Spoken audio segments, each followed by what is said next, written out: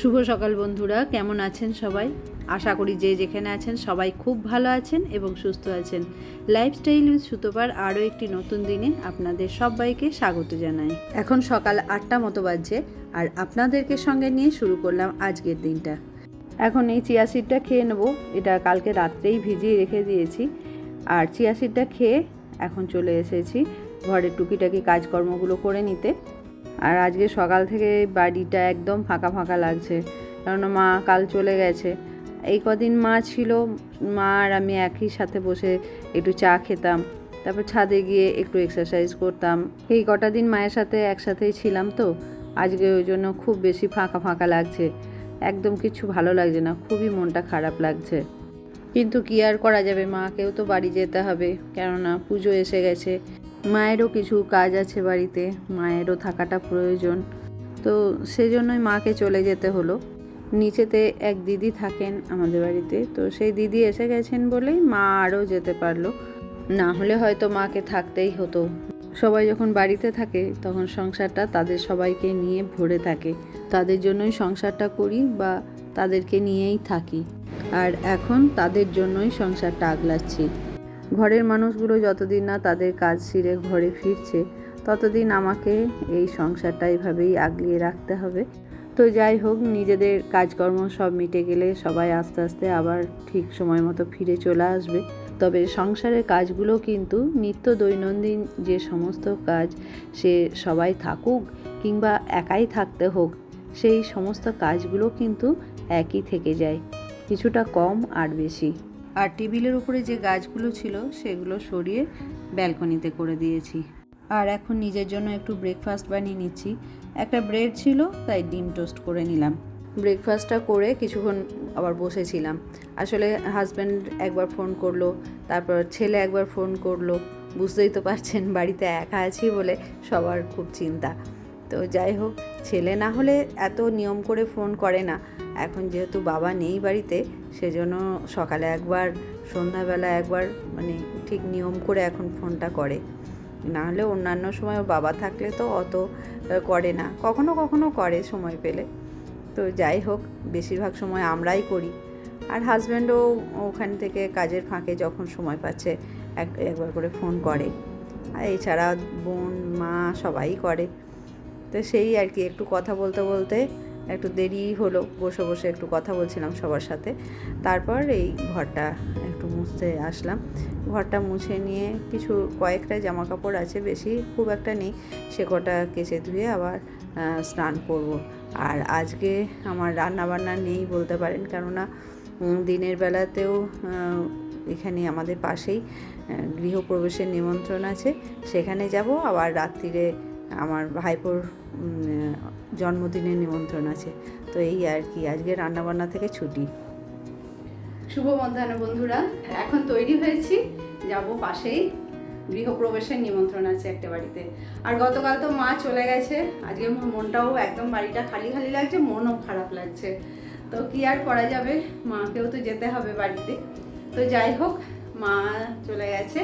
এখন এই সকাল থেকে তো কাজকর্ম ছিল, আর আজকে আমার পুরোপুরি রান্নাবান্না থেকে ছুটি। একার জন্যই যাই হোক করতে তো হতো। সেটা হচ্ছে আজকে এই বৌদিদের বাড়িতেও নিমন্ত্রণ আছে দুপুরবেলায়, আর রাত্রিবেলায় হচ্ছে ধ্রুবর জন্মদিন, মানে আমার ভাইপোর। তো ওখানে যাব। তো এইভাবে আজকের দিনটা তো এইভাবেই, মানে কি রান্নাবান্না নেই, কিন্তু যাই হোক সকাল থেকে অন্যান্য কাজকর্ম সেগুলো তো থাকেই। তো সেইগুলো করে নিয়েছি, সমস্ত কিছু হয়ে গেছে কমপ্লিট। এখন প্রায় মানে 1:45 মতো বাজছে। তো এখন তৈরি হয়ে গেছি, দিদি যাবে, নিচের দিদি আর আমি যাব একসাথেই এখন ওদের বাড়ি। পুজো এখনও বোধহয় হোম টোম হচ্ছে, আওয়াজ পাচ্ছিলাম একদম, মানে আমাদের পাশেই। আবার পরে দেখা হবে। আর এই যে এই শাড়িটা পরেছি, এইভাবেই মানে তৈরি হলাম। অনেকদিন পরা হয় না, শাড়ি টাড়ি তো পরাই হয় না। তো দেখলাম যে কোথাও তো যাচ্ছি না, পাশেই যখন যাই শাড়িটা পরেই যাই। তবে আজকে প্রচণ্ড গরম, সকাল থেকে এত রোদ্দুর হয়েছে। আর রোদ্দুর, এই বৃষ্টি হচ্ছে তখন বেশ ঠান্ডা ঠান্ডা ওয়েদার হয়ে যাচ্ছে। আবার যেই মানে রোদ্দুরটা হচ্ছে না ভালো, বেশ রোদ ঝলমলে যে দিন হচ্ছে, সূর্যটা বেশ কড়াভাবে উঠছে, আর তেমনি গরম টেকা দেয় আর কি। এখন এসিটা চলছে বলে আরাম। তো যাই, এখন আবার পরে দেখা হচ্ছে। আর পাশে বৌদিদের বাড়ি চলে এসেছি। এই হচ্ছে ঠাকুর ঘর, নতুনভাবেই বানানো ঠাকুর ঘরটা। আর ঠাকুরও নতুনই নিয়ে এসেছেন, লক্ষ্মীনারায়ণের মূর্তি। আর এখানে জলের ব্যবস্থা করেছে, এটা খুব ভালো কাজ করেছে। জলের ব্যবস্থা ঠাকুর ঘরে না থাকলে খুব অসুবিধা। চলুন, খেতে ডাকছে, এখন খাবারের জায়গায় যাওয়া যাক। খেতে বসে প্রথম থেকে যদিও ভিডিওটা করা হয়নি। প্রথম পাতে ঘিয়ের সাথে উচ্ছে ভাজা, কচুর শাক, মুগের ডাল, পটলের দোরমা, ঝুড়ো আলু ভাজা, বেগুনি, বাসন্তী পোলাও, ছানার কোপ্তাকারি, চাটনি, পাঁপড়, দই, মিষ্টি সবই ছিল আজকের লাঞ্চে। ওখান থেকে এসে দুপুরবেলা একটু রেস্ট নিয়েছিলাম। আর এখন সন্ধ্যা দেবো বলে ছাদে এসে দেখছি পশ্চিম আকাশ একদম রাঙা হয়ে আছে, কি সুন্দর লাগছে দেখুন। শুভ সন্ধ্যা বন্ধুরা। সন্ধ্যাবেলায় তৈরি হয়ে নিয়েছি, বৃষ্টি পড়ছে, তাই ভাবছি আস্তে আস্তেই পড়ছে, তো ছাতা নিয়ে ভাবছি চলেই যায়, নাহলে এরপরে আবার যদি বেশি বৃষ্টি আসে, আর যেতে যখন হবেই তো তাড়াতাড়ি গিয়ে তাড়াতাড়ি চলে আসাই ভালো। এইটা পরে নিয়েছি। আর শাড়িগুলো তো পরা হয় না, এইসব টুকটাক ছোটোখাটো অনুষ্ঠানে যদি একটা দুটো করে পরি, তাও মনে হবে এই যে পরলাম, একবার দুবারও পরলাম, তা না হলে তো এই তো আলমারিতেই বন্ধ হয়ে থাকে। তো যাই হোক, কেমন লাগছে বলবেন। সিম্পলভাবেই একটু তৈরি হয়েছি আর কি। তো যাই হোক, তো চলুন এখন যাওয়া যাক, আর বেশি বকবক করবো না। বাইরে বৃষ্টি পড়ছে, ভাবছি কি করে যাবো, ওই জন্য একটু ওয়েট করছি, ভাবছি যে একটু কোমুক দিয়ে যাব। কেমন হয়েছে, পছন্দ হয়েছে গেঞ্জি?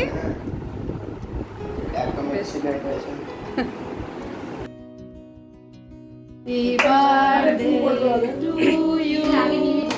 Happy birthday to you. Happy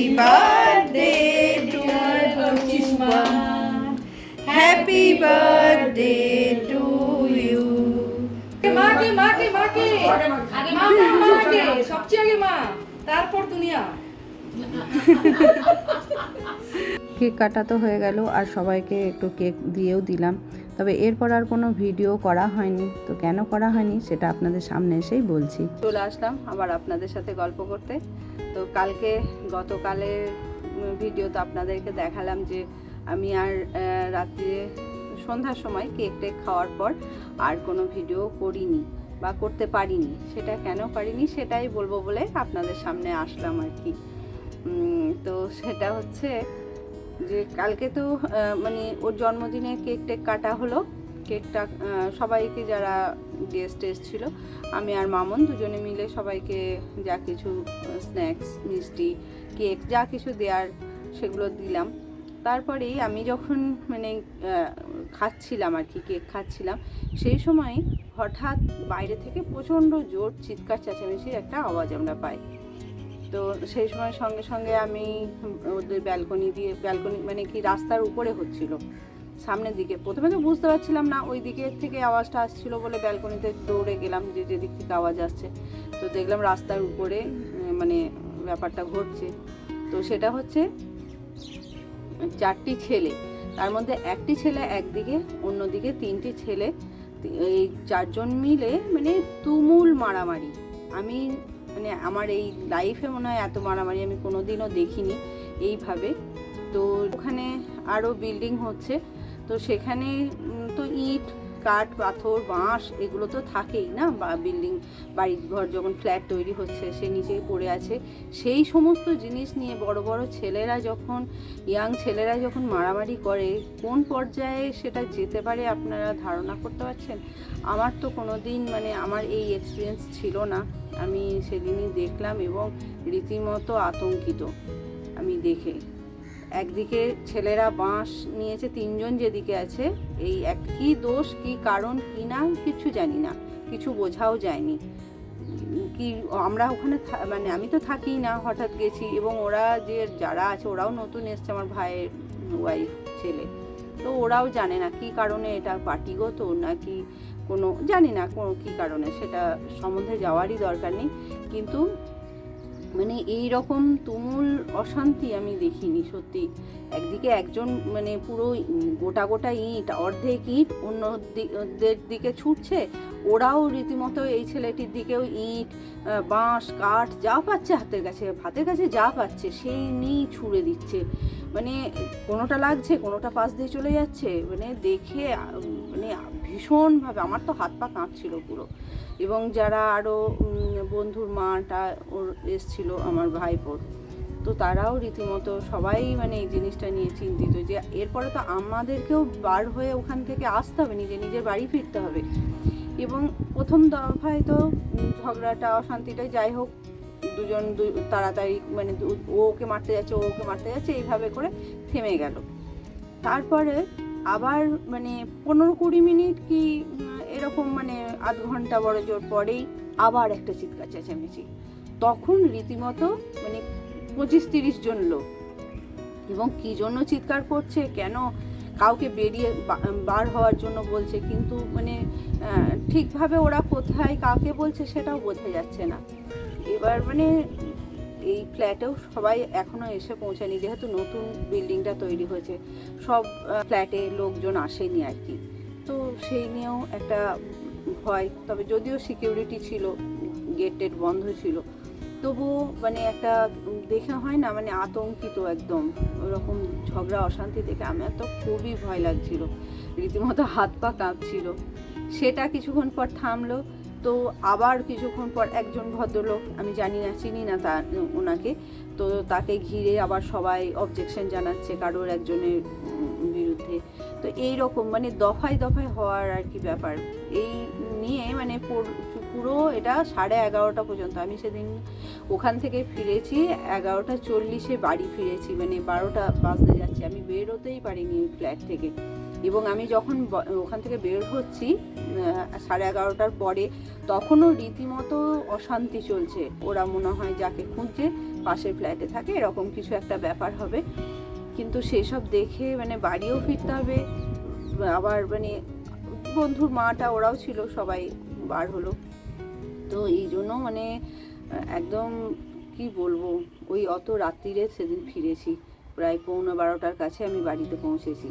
তখন মানে আর ভিডিও করার মতন মানে মানসিক অবস্থাও ছিল না, আর একটা মানে আতঙ্ক কাজ করছিল যে কিভাবে আমি বাড়ি যাব। এরা মানে উত্তক্ত জনতা কাকে কি বলবে, কাকে কিভাবে মানে রিয়্যাক্ট করবে, এইগুলো একটা ভয়ের ব্যাপার, তাই না?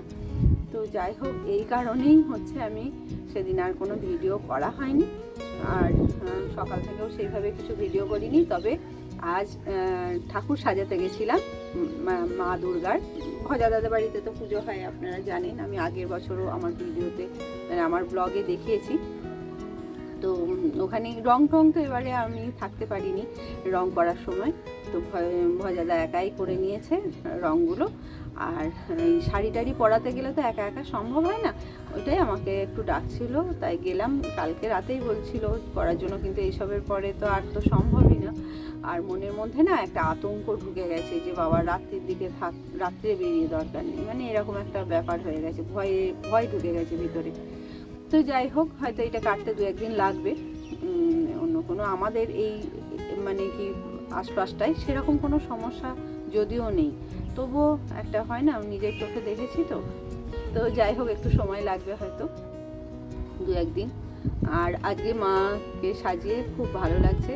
তো মাকে কিভাবে সাজালাম সেই ভিডিও আপনাদের সঙ্গে একটু শেয়ার করব, যেটুকু মানে কি পারবো আপনাদেরকে সাথে শেয়ার করে দেবো। আশা করছি আপনাদের ভালো লাগবে। তো আজকের ভিডিও আপনাদের কেমন লাগলো না লাগলো প্লিজ কমেন্ট করে জানাবেন। যদি ভালো লাগে একটা লাইক দেবেন, আর নতুন বন্ধু হলে চ্যানেলটা সাবস্ক্রাইব করার অনুরোধ রইল। তো ফিরে আসবো আবার একটা নতুন দিনের গল্প নিয়ে। আর চলুন কিভাবে মা দুর্গাকে সাজালাম, আমরা কি করে সাজালাম মানে সেটাই আপনাদের সাথে শেয়ার করে নিচ্ছি, অল্প কিছু ক্লিপিং। এই দেখুন, মা দুর্গার মুকুট, শাড়ি তো পরা হয়ে গেছে, গহনাও আস্তে আস্তে পরিয়ে দেওয়া হচ্ছে, মানে যে সাজগুলো নিয়ে আসা হয়েছে। আর এইভাবেই ছোট মা লক্ষ্মীর শাড়িটা ছোট, এইভাবেই পরিয়ে দেওয়া হয়। এখন তো মা সরস্বতীকেও শাড়ি পরানো হয়েছে, তবে কার্তিকের পাঞ্জাবি এখনও নিয়ে আসা হয়নি, নিয়ে আসলে পরিয়ে দেওয়া হবে। আর এই দেখুন কত সুন্দর সব রং করা হয়ে গেছে। আর একটু ধরে আমি মুকুটটা মায়ের মুকুটটা তো ভারী, একটু ধরে সাহায্য করছি, তুলে দিয়ে তারপরে আটকে দিলেই হয়ে যাবে। আর আস্তে আস্তে মা কি সুন্দর সেজে উঠছেন দেখুন।